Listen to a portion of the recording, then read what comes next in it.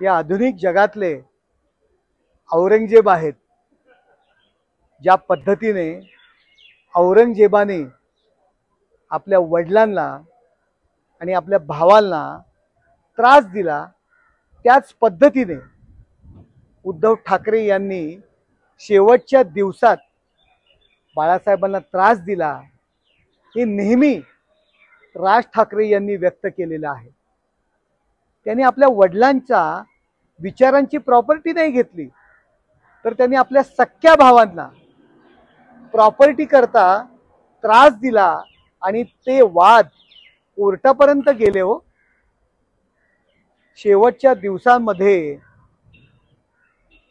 त्यांनी बाळासाहेबांच्या विचारांचे जे दुश्मन आहेत